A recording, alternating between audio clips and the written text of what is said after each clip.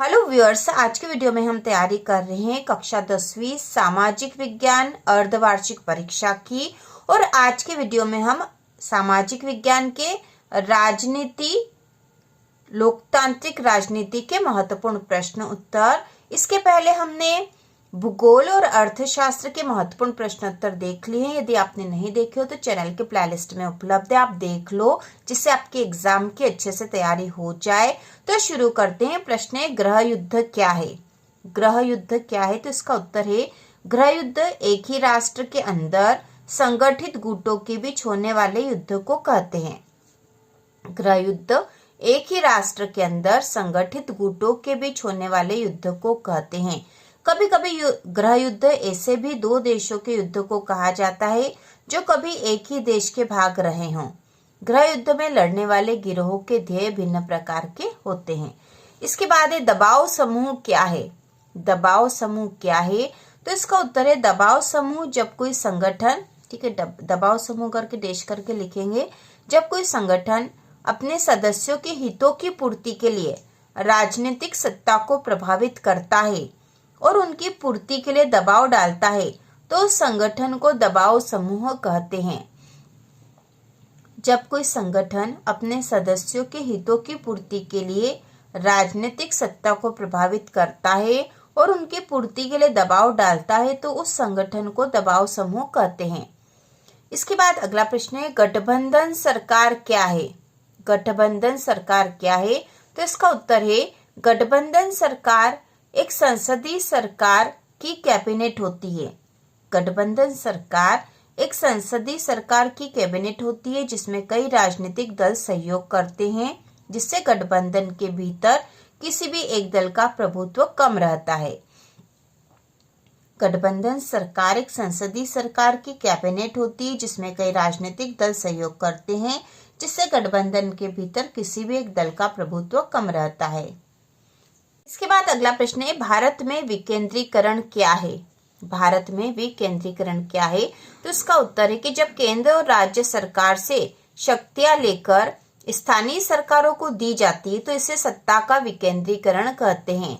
जब केंद्र और राज्य सरकार से शक्तियां लेकर स्थानीय सरकारों को दी जाती है तो इसे सत्ता का विकेंद्रीकरण कहते हैं। विकेंद्रीकरण के पीछे बुनियादी सोच यह है कि अनेक मुद्दों और समस्याओं का निपटारा स्थानीय स्तर पर बढ़िया ढंग से हो सकता है। और दूसरा पॉइंट हम लिखेंगे, लोगों को अपने इलाके की समस्याओं की बेहतर समझ होती है। इसके बाद अगला प्रश्न है, सत्ता की साझेदारी क्या है? सत्ता की साझेदारी क्या है? तो इसका उत्तर है, सत्ता की साझेदारी ऐसी शासन व्यवस्था होती है जिसमें समाज के प्रत्येक समूह और समुदाय की भागीदारी होती है। सत्ता की साझेदारी ऐसी शासन व्यवस्था होती है जिसमें समाज के प्रत्येक समूह और समुदाय की भागीदारी होती है। इसके बाद अगला प्रश्न है, नारीवादी आंदोलन क्या है? तो इसका उत्तर है, जो आंदोलन महिलाओं को समान अधिकार दिलाने के उद्देश्य से किए जाते हैं उन्हें नारीवादी आंदोलन कहते हैं। इसके बाद अगला प्रश्न है, भारत में महिला व पुरुषों की साक्षरता दर क्या है? तो इसका उत्तर है, पुरुषों की साक्षरता दर 76% है जबकि महिलाओं की साक्षरता दर केवल 54% है। अगला प्रश्न है, सांप्रदायिकता क्या है? तो इसका उत्तर है, जब राजनीतिक वर्ग द्वारा एक धर्म को दूसरे धर्म से लड़वाया जाता है तो इसे सांप्रदायिकता या सांप्रदायिक राजनीति कहते हैं। जब राजनीतिक वर्ग द्वारा एक धर्म को दूसरे धर्म से लड़वाया जाता है तो इसे सांप्रदायिकता या सांप्रदायिक राजनीति कहते हैं। इसके बाद अगला प्रश्न है, धर्मनिरपेक्ष शासन क्या है? तो इसका उत्तर है, वह शासन व्यवस्था जिसमें सभी धर्म को समान दर्जा दिया जाता है उसे धर्मनिरपेक्ष शासन कहते हैं। वह शासन व्यवस्था जिसमें सभी धर्म को समान दर्जा दिया जाता है उसे धर्मनिरपेक्ष शासन कहते हैं। इसके बाद अगला प्रश्न है, राजनीतिक दल क्या है? तो इसका उत्तर है, एक ऐसा समूह जिसका निर्माण चुनाव लड़ने और सरकार बनाने के उद्देश्य से हुआ हो राजनीतिक पार्टी या दल कहलाता है। एक ऐसा समूह जिसका निर्माण चुनाव लड़ने और सरकार बनाने के उद्देश्य से हुआ हो राजनीतिक पार्टी या दल कहलाता है। इसके बाद अगला है, राजनीतिक दल का उद्देश्य क्या है? तो इसका उत्तर है किसी भी राजनीतिक पार्टी में शामिल लोग कुछ नीतियों और कार्यक्रमों पर सहमत होते हैं जिसका लक्ष्य समाज की भलाई करना होता है, क्योंकि राजनीतिक दल सामूहिक विचारधारा पर आधारित होने के साथ साथ एक सी नीतियां, कार्यक्रम तथा उद्देश्य को अपनाते हैं। इसके बाद दबाव समूह क्या है, यह प्रश्न है। अगला प्रश्न है दबाव समूह क्या है, तो इसका उत्तर होगा जब कोई संगठन अपने सदस्यों के हितों की पूर्ति के लिए राजनीतिक सत्ता को प्रभावित करता है और उनकी पूर्ति के लिए दबाव डालता है तो उस संगठन को दबाव समूह कहते हैं। अगला है राजनीतिक दल के प्रमुख हिस्सा। राजनीतिक दल में प्रमुख हिस्सा किसका होता है, तो दल में प्रमुख हिस्सा होता है सबसे पहले नेता, दूसरे नंबर पे सक्रिय सदस्य और तीसरे नंबर पे हम लिखेंगे अनुयायी या समर्थक। अगला प्रश्न है प्रतिनिधित्व आधारित लोकतंत्र क्या है। प्रतिनिधित्व आधारित लोकतंत्र क्या है, तो इसका उत्तर है आज पूरे विश्व में प्रतिनिधित्व पर आधारित लोकतंत्र को अपनाया गया है। ऐसे लोकतंत्र में नागरिकों द्वारा चुने गए प्रतिनिधि सरकार चलाते हैं। ठीक है, प्रतिनिधित्व आधारित लोकतंत्र वह होता है जिसमें नागरिकों द्वारा चुने गए प्रतिनिधि सरकार चलाते हैं। इसके बाद है चुनाव आयोग क्या है। चुनाव आयोग क्या है, तो इसका उत्तर है भारत में निष्पक्ष चुनाव संपन्न कराने के लिए एक स्वतंत्र संस्था जिसका नाम चुनाव आयोग है। चुनाव आयोग एक स्वतंत्र और निष्पक्ष संस्था है जिसकी स्थापना 25 जनवरी 1950 को हुई थी। इसका उल्लेख संविधान के भाग 15 अनुच्छेद 324 से 329 में किया गया है। चुनाव आयोग का कार्यालय नई दिल्ली में है। इसके बाद अगला प्रश्न है पंचायत समिति क्या है, तो इसका उत्तर है स्थानीय शासन का ढांचा जिला स्तर तक का है। कई ग्राम पंचायतों को मिलाकर पंचायत समिति का गठन होता है। इसे मंडल या प्रखंड स्तरीय पंचायत भी कहते हैं। अगला प्रश्न है सत्ता का विकेंद्रीकरण किसे कहते हैं, तो इसका उत्तर है सत्ता का विकेंद्रीकरण से तात्पर्य सत्ता अथवा शक्ति के समान वितरण से होता है।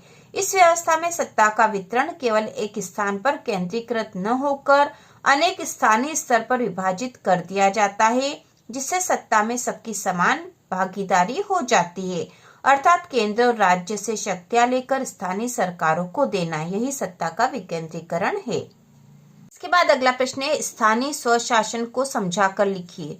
स्थानीय स्वशासन को समझाकर लिखिए, तो इसका उत्तर है दिसंबर 1992 में भारतीय संसद ने संविधान के 73वें और 74वें संशोधनों को मंजूरी प्रदान की। इसके तहत भारत में स्थानीय स्वशासन निकायों को संवैधानिक दर्जा प्रदान किया गया एवं भारत में पंचायती राज व्यवस्था को मजबूत बनाया गया।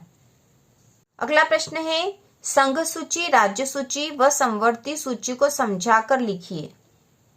संघ सूची, राज्य सूची एवं समवर्ती सूची को समझाकर लिखिए, तो इसका उत्तर होगा संघ सूची में हम लिखेंगे संघ सूची में प्रतिरक्षा, विदेशी मामले, बैंकिंग, संचार और मुद्रा जैसे राष्ट्रीय महत्व के विषय हैं।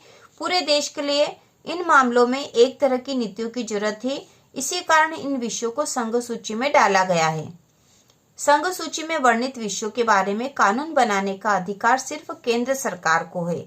पहले इसमें 97 विषय थे, परंतु वर्तमान में इसमें 100 विषय हैं। दूसरा है राज्य सूची। राज्य सूची में पुलिस, व्यापार, वाणिज्य, कृषि और सिंचाई जैसे प्रांतीय और स्थानीय स्तर के विषय हैं। राज्य सूची में वर्णित विषयों के बारे में सिर्फ राज्य सरकार ही कानून बना सकती है। पहले इसमें 66 विषय थे, परंतु वर्तमान में 61 विषय हैं। अगला है समवर्ती सूची। समवर्ती सूची में शिक्षा, वन, मजदूर संघ, विवाह, गोद लेना और उत्तराधिकारों जैसे वह विषय है जो केंद्र के साथ राज्य सरकार की साझी दिलचस्पी में आते हैं। इन विषयों पर कानून बनाने का अधिकार राज्य सरकारों और केंद्र सरकारों दोनों को ही है, लेकिन जब दोनों के कानूनों में टकराव हो तो केंद्र सरकार द्वारा बनाया कानून ही मान्य होता है। पहले इसमें 47 विषय थे, परंतु वर्तमान में इसमें 52 विषय है। तो इस प्रकार से हमने लोकतांत्रिक राजनीति विषय के महत्वपूर्ण प्रश्नों को देख लिया है। इसके साथ ही हम बाकी विषयों की भी संपूर्ण तैयारी करेंगे। तो इसी प्रकार के और वीडियो देखने के लिए, कक्षा 10 की संपूर्ण तैयारी के लिए चैनल को सब्सक्राइब कीजिए।